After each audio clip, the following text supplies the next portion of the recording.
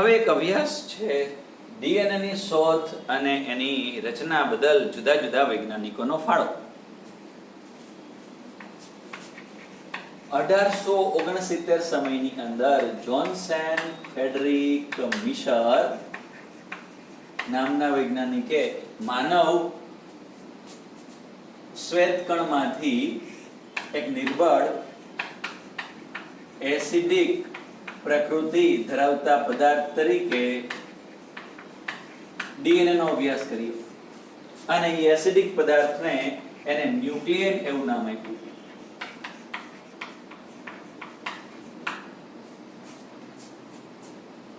DNA એક લાંબુ polymer છે. આ સમયે એવી કોઈ તકનીકી ન હતી કે લાંબા પોલિમરનું કોષમાંથી અલગીકરણ કરી શકે અને એનો અભ્યાસ કરી શકે. એટલે કે તકનીકીય મર્યાદાના કારણે ડીએનએ ની રચના ઘણા બધા સમય માટે એની રચના વણ ઉકેલી રહેલી છે. ડીએનએ એવું નામ કોને આપેલું છે? ડીઓક્સી રિબોન્યુક્લિક એસિડ એવું નામ આપનાર વૈજ્ઞાનિક છે ઝેચરીસ. ઝેચરીસ નામના વૈજ્ઞાનિકે ડીએનએ એવું નામ આપ્યું છે. ડીએનએ ની રચના વિશે વિલ્કિંગ અને ફ્રેન્કલિન નામના વૈજ્ઞાનિકે એમનું એક્સ-રે વિવર્તન રજૂ કરેલું છે.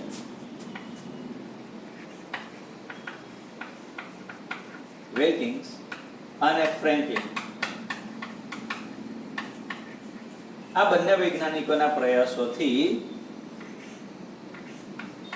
ડીએનએ નું શું પ્રાપ્ત થયેલું છે? એક્સ-રે વિવર્તન is equal to X-ray crystallography.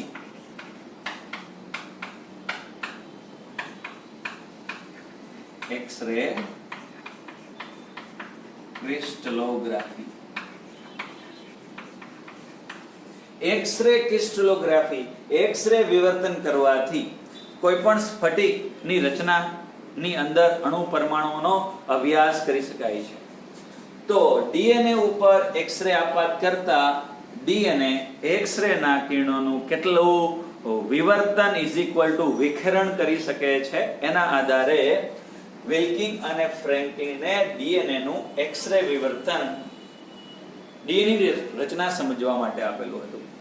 આ વિલ્કિંગ અને ફ્રેન્કલિનના એક્સ-રે વિવર્તનના આધારે બે વૈજ્ઞાનિકોએ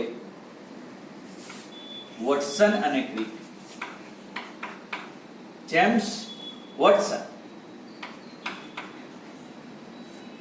અને એફએલસી ક્રિક, વોટસન અને ક્રિકે વિલ્કિંગ અને ફ્રેન્કલિન દ્વારા અપાયેલ ડીએનએ ના એક્સ-રે વિવર્તનના આધારે સૌપ્રથમ વિશ્વને ડીએનએ નું બેવડું કુંતલાકાર મોડેલ આપેલું છે. ડીએનએ નું બેવડું કુંતલાકાર મોડેલ. ડીએનએ ની સુવ્યવસ્થિત રચના સમજાવતું મોડેલ સૌપ્રથમ વોટસન અને ક્રિક દ્વારા 1953 સમયની અંદર રજૂ થયેલું છે. આ બેવડા કુંતલાકાર મોડેલની અંદર અતિ મહત્વની જે બાબત હતી એ હતી નાઇટ્રોજન બેઝની જોડીઓ કઈ રીતે હોય, બેઝ પેર્સ. એ જે બેઝ પેરની ગોઠવણી હતી એ કોના આધારે હતી? તો બેઝ વોટસન અને ક્રિકના બેવડા કુંતલાકાર મોડેલની અંદર બેઝ પેરની ગોઠવણી અતિ મહત્વની બાબત, પણ એ કયા વૈજ્ઞાનિકના નિયમના આધારે? તો ઇરવિન ચારગાફ. ઇરવિન ચારગાફ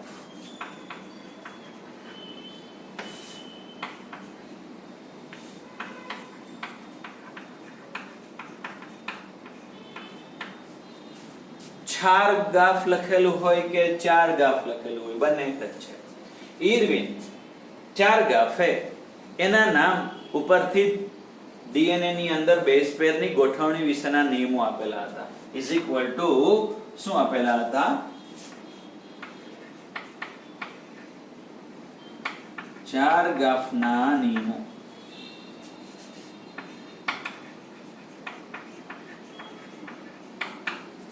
ક્યારે આવેલા હતા? 1949 સમયની અંદર ચારગાફે ડીએનએ ની અંદર બેઝ પેરની ગોઠવણી વિશેના નિયમો આપેલા હતા. એમનો પ્રથમ નિયમ કે જેટલા પ્યુરિન હોય એટલા જ પિરિમિડિન હોય ઇઝ ઇક્વલ ટુ પ્યુરિન પ્રકારના ન્યુક્લિયોટાઇડ અને પિરિમિડિન પ્રકારના ન્યુક્લિયોટાઇડનો સરવાળો એકબીજાના સપ્રમાણમાં હોય. A plus G is equal to T plus C. અત્યારે જો માત્ર કેપિટલ મૂળાક્ષર લખાય તો એ નાઇટ્રોજન બેઝ સૂચવે છે, પરંતુ એને આપણે બ્રેકેટમાં લખીએ તો એ ન્યુક્લિયોટાઇડ સૂચવે છે. આ ન્યુક્લિયોટાઇડ છે. બ્રેકેટ વગર હોય તો નાઇટ્રોજન બેઝ છે. પહેલો નિયમ કેનો? ચારગાફ કે ડીએનએ ની રચનામાં પ્યુરિન પ્રકારના નાઇટ્રોજન બેઝનો સરવાળો પિરિમિડિન પ્રકારના નાઇટ્રોજન બેઝના સરવાળાના સપ્રમાણમાં હોય, એટલે કે આવું લખી શકીએ A plus G divided by C plus T is equal to 1. બીજો નિયમ, A નું પ્રમાણ T જેટલું હોય, એડિનિન થાઇમિન જેટલા હોય અને ગ્વાનિન સાઇટોસિન જેટલા હોય. બીજો નિયમ શું દર્શાવે છે?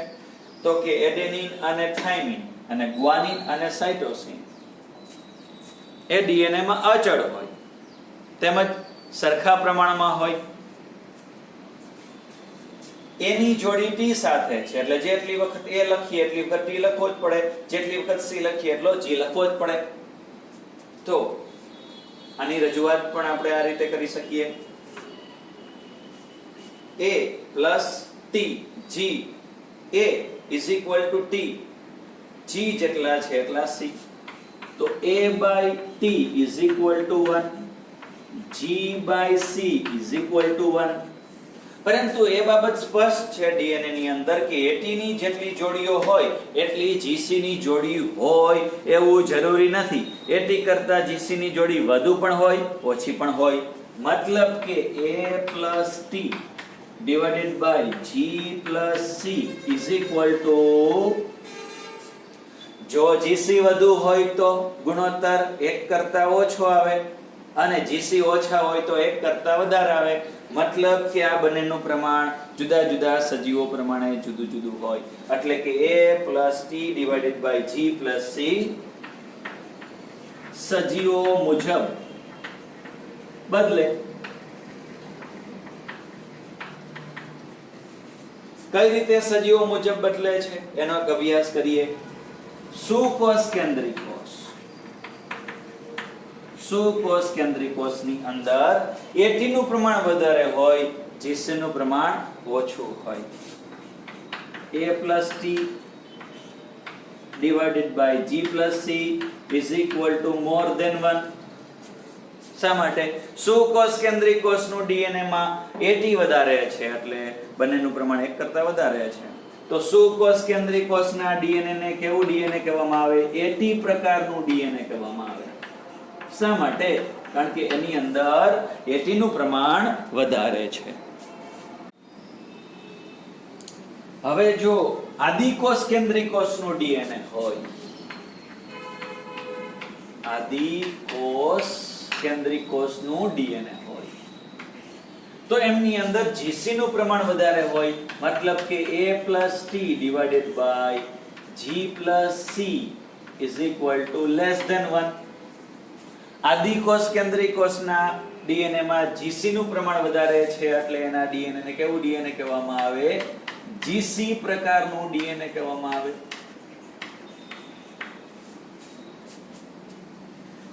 તો ઇરવિન ચારગાફના નિયમો છે કે પ્યુરિન નો સરવાળો પિરિમિડિન જેટલો જ હોય, A નું પ્રમાણ T જેટલું, G નું પ્રમાણ C જેટલું, પરંતુ AT ની જેટલી જોડીઓ છે એટલી જ GC ની જોડી હોય એવું જરૂરી નથી. ન પણ હોઈ શકે, વધુ પણ હોઈ શકે, ઓછું પણ હોઈ શકે.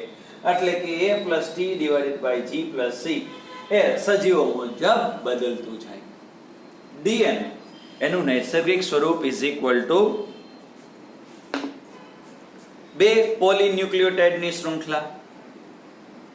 જો કોઈ પણ પ્રાણીના ડીએનએ કે સજીવના ડીએનએ ને તમે 80 થી 90 ડિગ્રી જેટલું તાપમાન આપો તો હાઇડ્રોજન બંધ તૂટી જશે.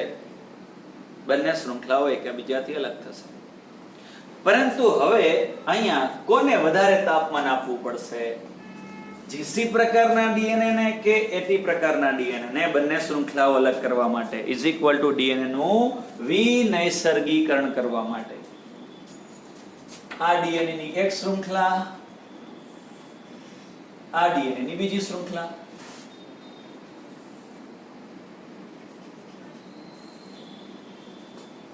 એની વચ્ચેના હાઇડ્રોજન બંધ. જો આ ડીએનએ ને કેટલું તાપમાન આપી દો? 80 થી 90 ડિગ્રી જેટલું તાપમાન આપી દો તો બંને શૃંખલાઓ એકબીજાથી છૂટી પડી જશે, હાઇડ્રોજન બંધ તૂટી જશે. મતલબ ડીએનએ નું શું થયેલું છે? વિનૈસર્ગીકરણ થયેલું છે.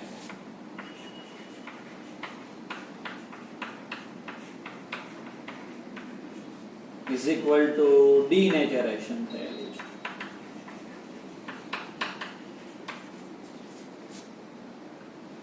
ફરી પાછું તાપમાન જે સામાન્ય હોય એટલું આપી દો તો બંને વચ્ચે હાઇડ્રોજન બંધ બની જશે અને ફરી પાછું ડીએનએ નું નિર્માણ થઈ જશે. તો એ શું થયું? ડીએનએ નું રીનેચરેશન થઈ ગયેલું છે. કેટલા તાપમાને? સામાન્ય તાપમાન. રીનેચરેશન.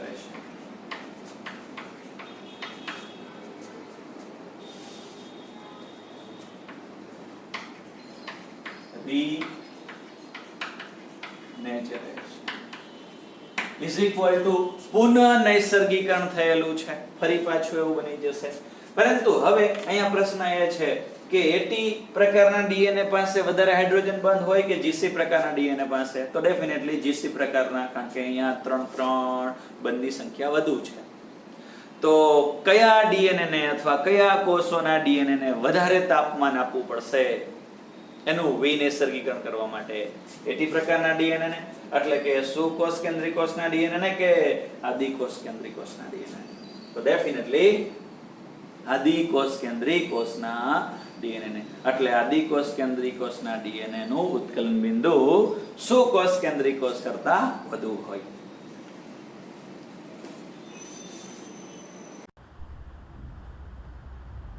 ડીએનએ ના પ્રકાર કોના આધારે? તો બંને પોલીન્યુક્લિયોટાઇડની શૃંખલા કઈ દિશામાં આવર્તન દર્શાવે છે, વળાંક દર્શાવે છે કે અમળાયેલી છે તેના આધારે. જો બંને શૃંખલાઓ ઘડિયાળના કાંટાની દિશામાં વળાંક કે આવર્તન દર્શાવતી હોય તો જમણી બાજુનું ડીએનએ છે, અને ઘડિયાળના કાંટાની વિરુદ્ધ દિશામાં વળાંક દર્શાવતી હોય તો ડાબી બાજુનું ડીએનએ છે. જમણી બાજુના ડીએનએના મોડેલ કે સ્વરૂપ કે પ્રકાર A, B, C અને D છે. 4 પ્રકાર છે, 4 સ્વરૂપ છે. જ્યારે ઘડિયાળની કાંટાની વિરુદ્ધ દિશામાં ડાબી બાજુનું ડીએનએ એક છે Z પ્રકારનું ડીએનએ, જે રીચ નામના વૈજ્ઞાનિકે શોધેલું છે. હવે આ દરેક ડીએનએના સ્વરૂપના વલય કુંતલની લંબાઈ ચોક્કસ છે, એમાં બેઝની સંખ્યા પણ ચોક્કસ છે. વલય કે કુંતલની લંબાઈ એના છેદમાં બેઝની સંખ્યા, એટલે બે બેઝ વચ્ચેનું અંતર પ્રાપ્ત થાય અને ડીએનએનો પહોળાઈ કે વ્યાસ હોય. એ પ્રકારનું ડીએનએ 28 એંગસ્ટ્રોમ કુંતલની લંબાઈ છે, એમાં 11 બેઝ પેર છે. તો 28 divided by 11 is equal to 2.56 angstrom, બે જોડીઓ વચ્ચેનું અંતર, અને એની પહોળાઈ કેટલી છે? 23 એંગસ્ટ્રોમ. વોટસન અને ક્રિક દ્વારા જે ડીએનએ મોડેલ રજૂ કરવામાં આવેલું હતું એ બી ડીએનએ હતું. તેમના દરેક માપ એકમો આપણે જાણીએ છીએ. સી ડીએનએ 31 એંગસ્ટ્રોમ કુંતલની લંબાઈ, એમાં 9.33 બેઝ પેર. કઈ રીતે 9.33 બેઝ પેર? તો 3 કુંતલમાં 28 જોડી હોય તો એક કુંતલમાં કેટલી થાય? 31 divided by 9.33 is equal to બે જોડીઓ વચ્ચેનું અંતર 3.32 એંગસ્ટ્રોમ અને પહોળાઈ ડીએનએની 19 એંગસ્ટ્રોમ. ડી ડીએનએની કુંતલની લંબાઈ 24.24 એંગસ્ટ્રોમ અને એમાં 8 જોડીઓ, તો 24 divided by 8 is equal to 3.03 angstrom. અને પહોળાઈ 19 એંગસ્ટ્રોમ. બે બેઝ વચ્ચે, બે જોડ વચ્ચેનું અંતર 3.03 એંગસ્ટ્રોમ. હવે છે ડાબી બાજુનું દિશાકીય ડીએનએ, જેમાં ફોસ્ફેટ અને શર્કરાના આધાર સ્તંભ વાંકા ચૂકા ઇઝ ઇક્વલ ટુ ઝિગઝેગ ગોઠવાઈ ગયેલા હોય. વલયની લંબાઈ કેટલી છે? 45.6 એંગસ્ટ્રોમ. વ્યાસ કેટલો છે? 18.4 એંગસ્ટ્રોમ. બેઝની જોડી કેટલી? 12 ઇઝ ઇક્વલ ટુ 6 ડાયમર. હવે બે જોડીઓ વચ્ચેનું અંતર કેટલું? તો વલયની લંબાઈ છેદમાં બેઝની જોડીની સંખ્યા, તો 45.6 divided by 12 is equal to 3.75 angstrom. બધા જ ડીએનએ, મોટા ભાગના ડીએનએ જમણી બાજુ આવર્તન દર્શાવે છે, સિવાય કે એક પ્રકારનું ઇઝ ઇક્વલ ટુ ઝેડ પ્રકારનું ડીએનએ. તો આ હતા ડીએનએના જુદા જુદા સ્વરૂપો અને તેમની માપ સાઇઝ, કુંતલની લંબાઈ, બેઝની સંખ્યા, પહોળાઈ અને બે બેઝ પેર વચ્ચેનું અંતર. આપણે ખાસ કરીને યાદ રાખવાનું છે બી પ્રકારનું ડીએનએ. અને આપણી ટેક્સ્ટબુકે ઈસરસિયાના ડીએનએની લંબાઈ આપી છે. ડીએનએની લંબાઈ આપી છે 1.36 mm.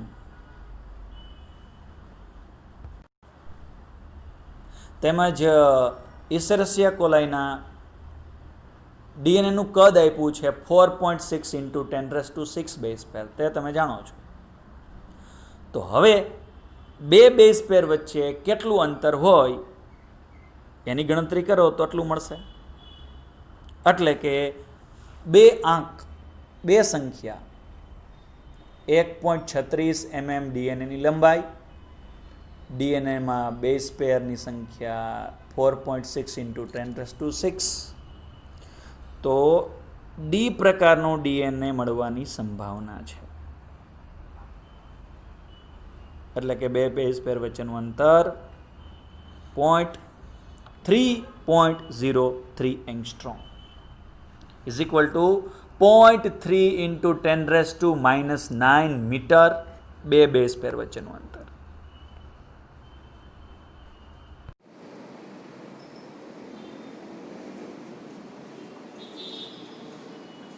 હવે છે ડીએનએનું પેકેજિંગ.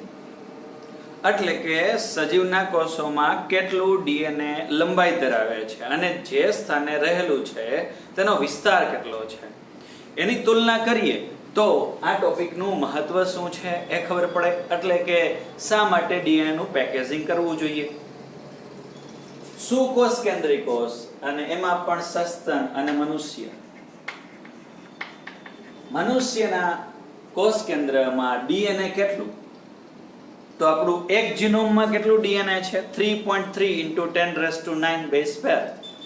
તો કોષ કેન્દ્રમાં તો 2n ઇઝ ઇક્વલ ટુ બેવડું જીનોમ છે. તો આપણા કોષ કેન્દ્રમાં કેટલું ડીએનએ રહેલું છે? 6.6 ઇન્ટુ 10⁹ બેઝ પેર.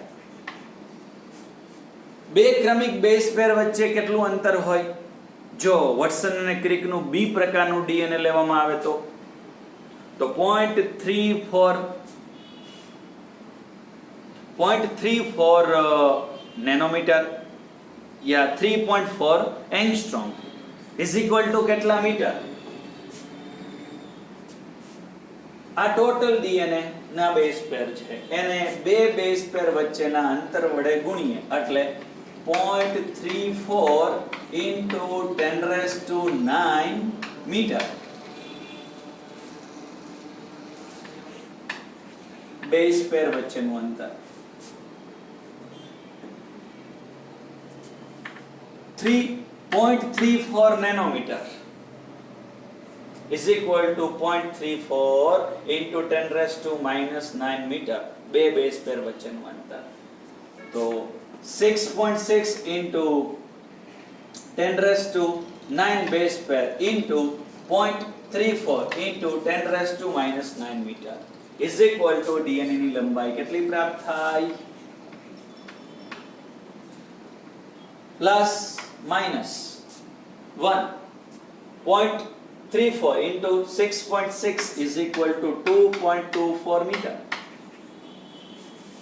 મનુષ્યના કોષ કેન્દ્રમાં ડીએનએ કેટલું લાંબુ છે, એટલે કે આપણા શરીરની લંબાઈ જેટલી છે એના કરતા પણ વધારે ઇઝ ઇક્વલ ટુ 2.5 મીટર જેટલું ડીએનએ લાંબુ છે.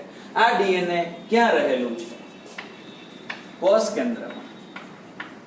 પરંતુ કોષ કેન્દ્રની લંબાઈ કે કોષ કેન્દ્રનો વિસ્તાર કેટલો? કોષ કેન્દ્રનો વિસ્તાર છે 10⁻⁻6 મીટર. 10⁻⁻6 મીટર જેટલો વિસ્તાર કે લંબાઈ કોની છે? કોષ કેન્દ્રની. આટલા સાંકડા વિસ્તારની અંદર કઈ રીતે 2.2 મીટર જેટલું લાંબુ ડીએનએ ગોઠવાશે? તો ફરજિયાતપણે એનું શું કરવું પડશે? પેકેજિંગ કરવું જ પડશે. આ વાત થઈ સુકોષ કેન્દ્રીય માટે. હવે વિચાર કરીએ આદિકોષ કેન્દ્રીય કોષ માટે. આદિકોષ ઇઝ ઇક્વલ ટુ ઇસેરેશિયાનો કોષ. ઇસેરેશિયાના કોષની અંદર, ઈ કોલાઈના કોષની અંદર કેટલું ડીએનએ લાંબુ હોય? કેટલી બેઝ પેર છે? તો 4.6 into 10⁻⁶ બેઝ પેર છે.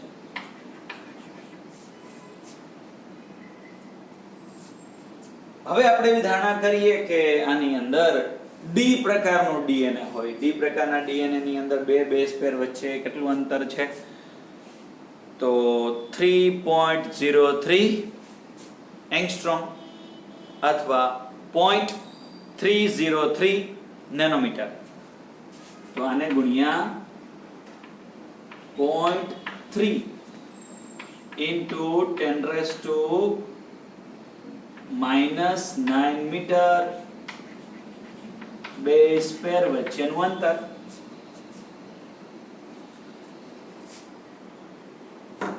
તો આ બધાનો ગુણાકાર કરો તો શું પ્રાપ્ત થાય?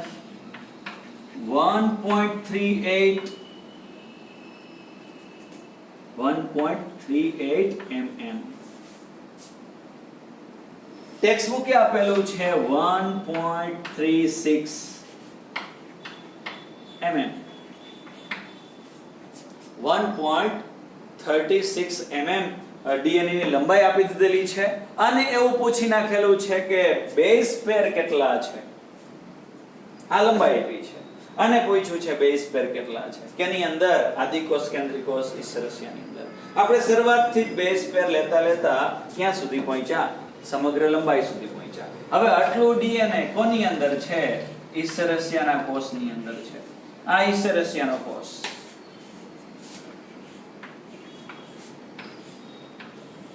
એનું કદ કેટલું હોય?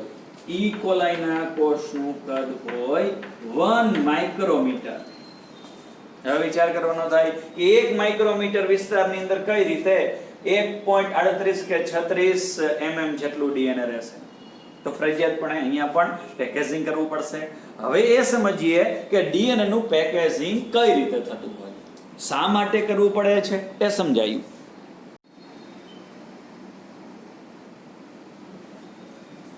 હવે આપણે જાણીએ છીએ કે શા માટે ડીએનએ નું પેકેજિંગ કરવું પડે. તો કે જે સ્થાને ડીએનએ ગોઠવાયેલું છે તે સ્થાન કરતા ડીએનએ ખૂબ લાંબુ છે. સૌપ્રથમ આદિકોષ કેન્દ્રીય કોષ ઇસેરેશિયાની અંદર ડીએનએ નું પેકેજિંગ. કોઈ પણ સજીવની અંદર ડીએનએ એસિડિક હોય કારણ કે એની અંદર ફોસ્ફરિક એસિડની હાજરી છે, એટલે એ કેવો વીજભાર ધરાવશે? ઋણ વીજભાર ધરાવશે. તો એ ધન વીજભારિત એટલે કે બેઝિક પ્રોટીન સાથે જોડાશે. DNA basic protein. અહીંયા આદિકોષ કેન્દ્રીય કોષ માટે કેવું પ્રોટીન છે?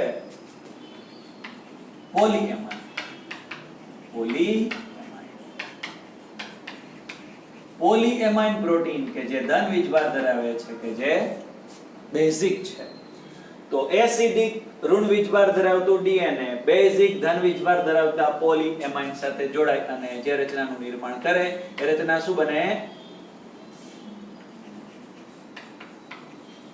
Nucleic acid. હવે આ ન્યુક્લિક એસિડની ગોઠવણી કરીએ તો આ કોષ છે ઇસેરેસિયા કોલાઈનો.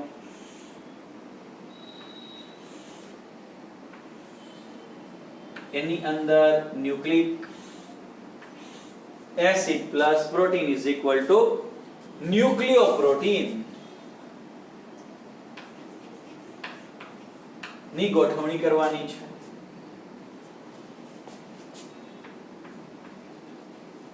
ડીએનએ મોટી કડીની અંદર પેક થયું હોય, આ એક મોટી કડી, આ બીજી મોટી કડી, ત્રીજી મોટી કડી, ચોથી મોટી કડી.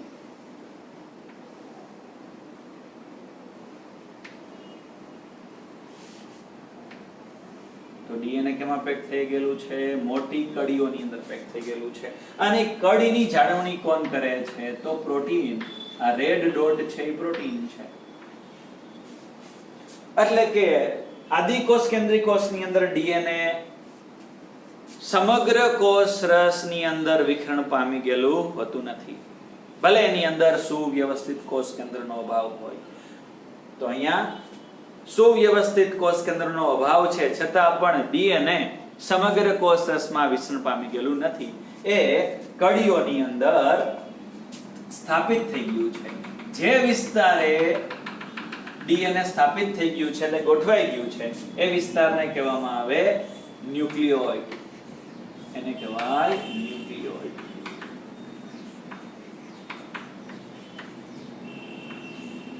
હવે ન્યુક્લિયોઇડમાં જે કડી સ્વરૂપે ડીએનએ છે અને વિસ્તૃત સ્વરૂપે અભ્યાસ કરવા માટે બહાર લઈએ. આટલા વિસ્તારને ઝૂમ કરવાનો છે. તો આ એક મોટી કડી છે, એમાં આપણને એક સ્થાને પ્રોટીન દેખાય છે. મોટી કડી. કડી શેનાથી બનેલી છે? DNA plus protein is equal to nucleoprotein. હવે કડીના આટલા વિસ્તારને ઝૂમ કરીએ તો એમાં શું જોવા મળશે? તો આટલા વિસ્તારની અંદર પ્રોટીન અને તેની આજુબાજુ વીંટળાયેલું ડીએનએ. આ ડી.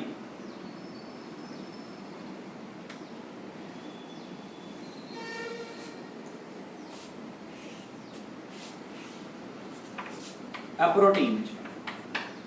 કયું પ્રોટીન છે? પોલીએમાઇન. અને આ કોણ છે? ડીએનએ. તો આદિકોષ કેન્દ્રીય કોષમાં કોષ કેન્દ્ર ગેરહાજર હોવા છતાં પણ ડીએનએ સમગ્ર કોષ રસમાં વિસ્તરણ પામી ગયેલું કે વિખરાયેલું હોતું નથી. એ સુવ્યવસ્થિત રીતે એક ચોક્કસ જગ્યાએ સ્થાપિત થઈ ગયું હોય કે એની અંદર મોટી મોટી કડીઓની અંદર, મોટી મોટી લૂપ્સની અંદર.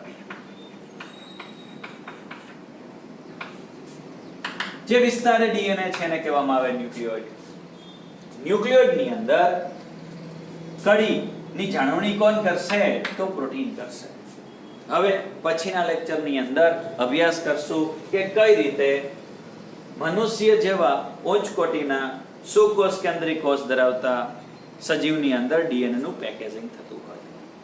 તો એટલું અગાઉથી કહી શકાય કે આપણું ડીએનએ પેક થાય તો કેની અંદર પેક થાય? રંગસૂત્ર દ્રવ્ય અને પછી રંગસૂત્રની અંદર. કેની સાથે જોડાઈને? પ્રોટીન સાથે જોડાઈને. જેમ અહીંયા પોલીએમાઇન નામનું પોઝિટિવ વીજભાર ધરાવતું બેઝિક પ્રોટીન છે, એમ ઉચ્ચ કોટીના સજીવમાં હિસ્ટોન પ્રોટીન અને સાથે બિન હિસ્ટોન પ્રોટીન હોય.